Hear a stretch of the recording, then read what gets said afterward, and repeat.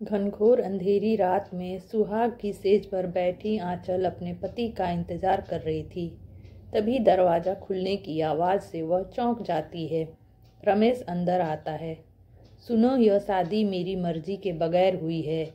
मैं तुम जैसी काली लड़की से कभी शादी नहीं करता, लेकिन मेरे मम्मी पापा ने न जाने तुम में क्या देखा। यह कमरा मेरा है, तुम बराबर वाले कमरे में चली जाओ, वहीं सो जाना। आंचल के पैरों तले जमीन खिसक गई। वह इतने अरमान सजाए बैठी थी, यह सुनते ही उसकी आंखों से आंसू बहने लगे। वह चुपचाप कमरे से बाहर निकलकर दूसरे कमरे की ओर जाने लगी। तभी उसके कानों में ठहाके की आवाज़ें आने लगी। उसने कॉरिडोर से निकलकर सीढ़ियों के पास खड़े होकर देखा तो उसकी सास और ससुर दोनों बैठे हंस रहे थे। देखा कितना दहेज मिला है, हमारा तो घर भर गया। अमीर घर से रिश्ता जोड़ने का यही फ़ायदा होता है। पैसा इतना मिला है कि तिजोरी में रखने की जगह नहीं है। वो तो ठीक है, लेकिन इस काली कलमोही से कैसे पीछा छुड़ाया जाए। मैं तो अपने रमेश की दूसरी शादी किसी सुंदर लड़की से करूँगी।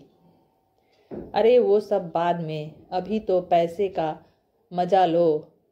और वह घर की नौकरानी की तरह काम करती रहेगी। आंचल को गहरा सदमा लगा।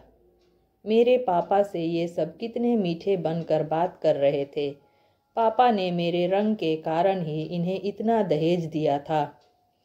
वो पैसों से मेरी खुशी खरीदना चाहते थे। उन्हें पता लगेगा तो न जाने क्या बीतेगी। वह दूसरी खाली कमरे में पड़े पलंग पर बैठी रोती रहती। न जाने कब उसकी आंख लग गई। सुबह वह उठकर नीचे चली गई।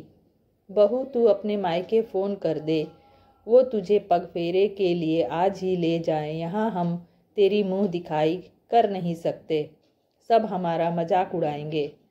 आंचल चुपचाप ऊपर आकर फ़ोन करने लगती है। उसके पापा आकर उसे ले जाते हैं। घर जाकर वह किसी से बात नहीं करती, अपने कमरे में जाकर रोती रहती है। शाम को उसकी ससुराल से कोई उसे लेने नहीं आता। आंचल को बहुत गुस्सा आता है। वह चुपचाप स्टोर रूम से चूहे मारने की दवा लाकर पी लेती है और अपने कमरे में पहुंच जाती है। कुछ देर बाद वह खड़े होकर इधर उधर देख रही थी। वह अपने आप को बहुत हल्का महसूस कर रही थी। तभी वह देखती है, सामने उसका ही शरीर पड़ा था। वह एक आत्मा बन चुकी थी, जिसकी मुक्ति बहुत दूर थी। यह कष्ट तो जिंदा रहने से भी ज़्यादा परेशान करने वाला था। वह सीधे अपने ससुराल पहुंची।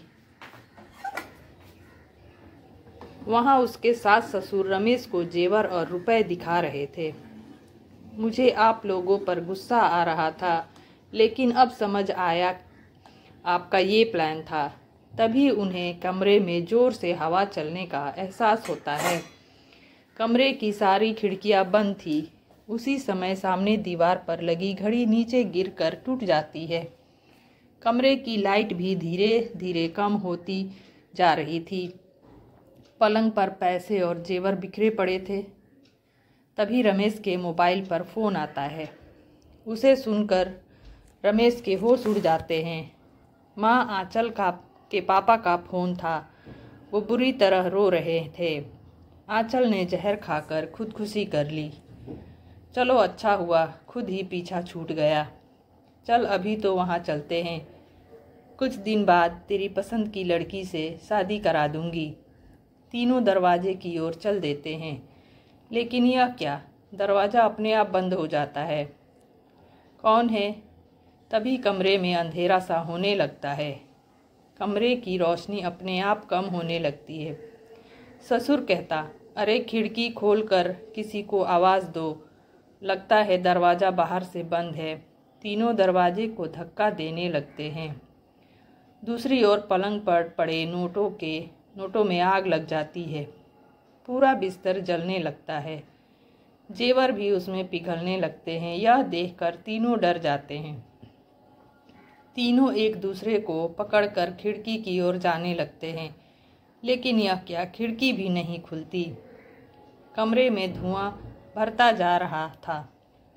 सास ससुर का खांस खांस कर बुरा हाल था। रमेश उन्हें नीचे बिठा देता है। वह खुद दरवाज़ा खोलने की कोशिश करता है। पलंग की आग बुझ चुकी थी, बस थोड़ी सी सुलग रही थी। तभी किसी ने रमेश का पैर पकड़कर खींचा। रमेश गिर गया। उसके सिर में गहरी चोट लगी थी। उसके मम्मी पापा को कुछ दिखाई नहीं दे रहा था। रमेश अपने आप को छुड़ाने के लिए छटपटा रहा था। तभी उसने देखा खिड़की के पास सफ़ेद कपड़े पहने आंचल खड़ी थी। वह ज़ोर ज़ोर से हंस रही थी। क्यों, दहेज चाहिए ना? रख लो दहेज, मैं अब तुम्हारे बेटे को साथ ले जाऊंगी। बहू, हमें माफ़ कर दे, मेरे बेटे को छोड़ दे। वो देख, तेरा दहेज जल रहा है। आंचल ने दरवाज़ा खोला तो बाहर रखा सारा दहेज का सामान जल रहा था। पूरे घर में धुआं भर रहा था। इधर रमेश बेहोश हो चुका था। आंचल उसके सीने पर बैठी उसका गला दबा रही थी। कुछ देर तक रमेश पैर पटकता रहा, फिर वह दम तोड़ देता है। यह सब देखकर रमेश के मम्मी पापा बेहोश हो जाते हैं। जब उन्हें होश आता है तो सामने पुलिस इंस्पेक्टर खड़ा था। आप ठीक हैं? यह सब कैसे हुआ? बहू ने मारा मेरे बेटे को, उसे पकड़ो। आपकी बहू तो सुबह ही मर चुकी है। नहीं, हमारे सामने ही उसने मारा है मेरे रमेश को, उसे मत छोड़ना। रमेश के मम्मी पापा इंस्पेक्टर से गुहार लगा रहे थे। साहब, हमें बचा लो, नहीं तो वो हमें भी मार देगी। वह यही है, आप उस कमरे में देखो। इंस्पेक्टर पूरा घर देख लेता है, लेकिन कोई नहीं मिलता। रमेश की लाश को पोस्टमार्टम के लिए भेज कर वहाँ चला जाता है। इधर आंचल का शव लकड़ियों पर रखा था। उसके पिता बिलख बिलख कर रो रहे थे। सभी रिश्तेदार जो कल तक शादी की खुशियां मना रहे थे, आज उदास खड़े थे। आंचल यह सब देखकर रो रही थी।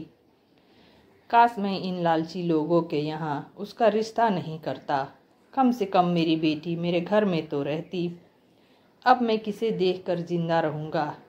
अंतिम संस्कार के बाद सब चले जाते हैं। आंचल अब अपने अगले शिकार अपने सास ससुर को मारने चल देती है। तो दोस्तों, यह एक सस्पेंस स्टोरी आपको कैसी लगी? अच्छी लगी हो तो लाइक, शेयर और सब्सक्राइब करना ना भूले। मिलते हैं कुछ और सस्पेंस थ्रिलर कहानियों के साथ, तो बने रहिए मेरे इस चैनल के साथ। Thanks for the watching.